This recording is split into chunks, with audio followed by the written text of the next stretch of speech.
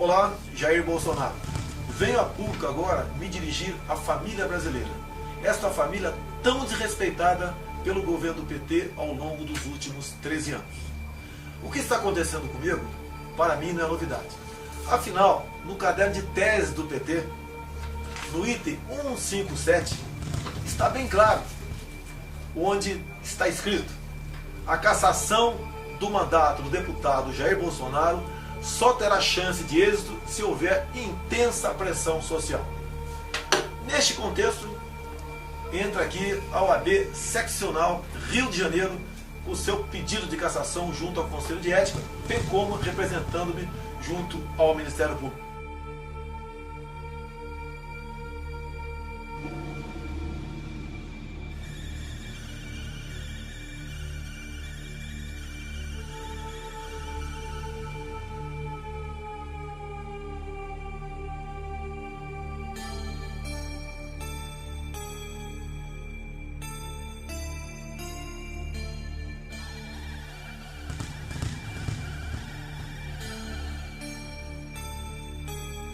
O seu presidente diz que seu pai foi um desaparecido político. Realmente ele desapareceu em 1974. Gostaria que isso não tivesse acontecido. Mas o pai dele vem de Recife para o Rio de Janeiro. E em Recife começou efetivamente a luta armada em nosso país, com a bomba no aeroporto de Guararapes, onde morreu um jornalista, um almirante e 10 civis foram mutilados.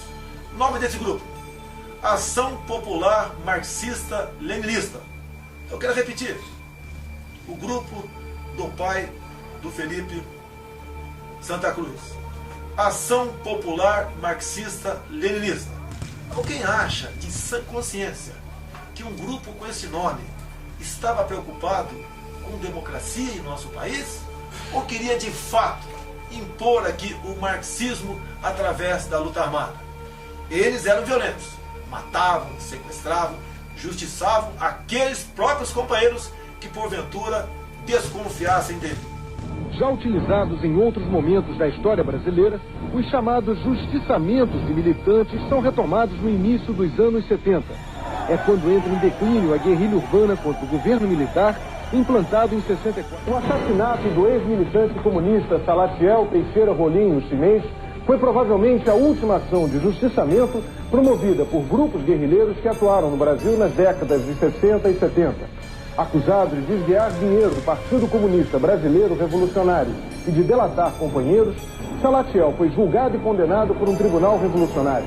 A pessoa chegou a reconhecer que tinha sido presa e tinha feito um acordo com a repressão de voltar para entregar a organização. Então a organização justiçou ele. Os dirigentes da Ação Popular, antes de 64, todos frequentaram a Academia Militar de Pequim para se profissionalizarem na busca do teu sucesso, ou seja, o poder pelo terror. Agora, quem é que combateu esse tipo de gente? Na época, em nome do Estado e de forma legal, um dos homens foi o senhor coronel de artilharia Carlos Alberto Brilhante Ustra, que em seu livro conta em detalhes, com fatos narrativos, de tudo o que aconteceu naquela época. Além de desertor, Lamarca não cumpriu o juramento solenemente proferido pelos oficiais do Exército Brasileiro no momento em que recebem a tão sonhada espada. E dedicar-me inteiramente ao serviço da pátria, cuja honra, integridade e instituições defenderei com o sacrifício da própria vida. Hoje, parte da mídia, engajada em um esquerdismo renitente, mitifica Lamarca, rendendo-lhe homenagens por meios de filme e de reportagens. Esse livro, A Verdade Sufocada, é aquele que o PT não quer que a população brasileira tome conhecimento. Hoje você estudar Marx nas escolas é virtuoso, é humano. Mesmo pessoas como ele têm integrado aqui um grupo de comunistas do passado que executou mais de 100 milhões de inocentes. Agora, falar da obra de Carlos Alberto Brilhante Ustra, coronel de artilharia do Exército Brasileiro, chefe do DOI de São Paulo, não pode. Acusam-me até de crime contra a humanidade. Lembro que não existe uma só sentença criminal transitada em julgado em desfavor do coronel Brilhante Ustra. Ou seja, não existe nenhuma prova que ele tenha sido torturador. Caso fosse, jamais eu estaria falando sobre a vida pregressa dele. Por ocasião do relatório final da Comissão Nacional da Verdade, cujo presidente à época era o senhor Pedro Dalari. O Lenin falava a verdade é sempre revolucionária. Obviamente, meus senhores, essa verdade revolucionária nós não podemos entender como sendo algo que pode ser aproveitado em prol da humanidade, da democracia e da nossa liberdade. O que está em jogo aqui não é o meu futuro político. Se eu tivesse ficado quieto, não tivesse citado o nome Brilhante Ustra por ocasião da votação do impeachment, eu poderia até estar muito bem politicamente falando, já que atingia aí os 10% da intenção de votos.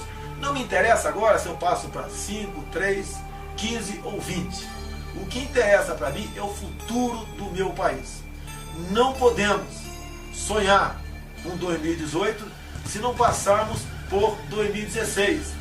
E toda essa carga ideológica pregada nas universidades, largamente difundida ao longo de décadas perante o seio da população brasileira, não for desmistificada.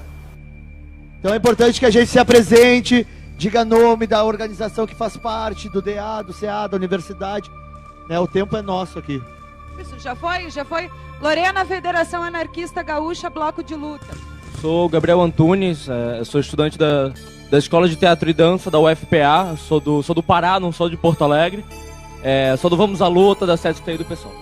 Sou Roberto, sou do Grupo Desobediência GLBT de Porto Alegre e da Comissão Especial da Diversidade Sexual da OAB. Sou a Luane, sou do coletivo Vamos à Luta, CST PSOL. Meu nome é Martina, sou professora, faço parte do 38º Núcleo do CEPERS e também do PSTU. Juliana, do Centro Estudantil de Relações Internacionais da URGS, do Movimento Mudança e da Juventude do PT. Sou a Clara Nanda, estudante de Ciências Sociais da Unicinos e da Juventude do PT. Sou alemão, professor da rede estadual e do coletivo Resistência Socialista. Sou Daniel, sou professor de Estado e Sociologia do Julinho e sou da Juventude do Partido dos Trabalhadores, PT.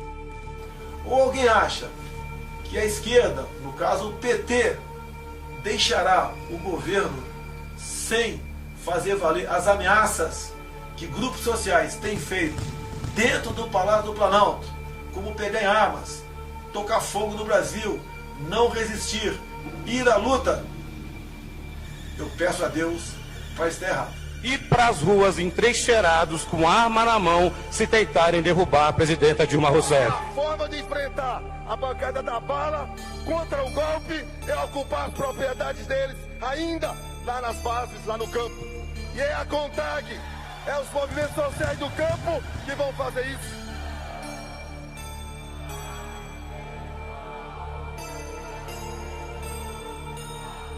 Milhares de mudas transgênicas criadas por meio de pesquisas desenvolvidas há 14 anos foram destruídas durante manifestação com mais de 1.000 mulheres ligadas ao movimento dos trabalhadores rurais sem terra, o MST. As mulheres entram na empresa e destroem as estufas onde estavam os testes.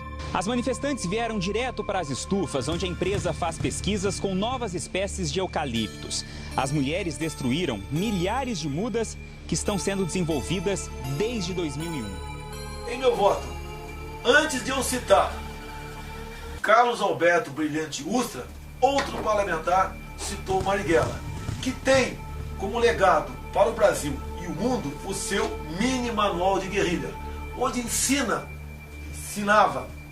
de forma clara e didática a execução dos crimes mais bárbaros possíveis para chocar a opinião pública e chegar ao poder, como sequestros, assassinatos, roubos e execuções de policiais militares.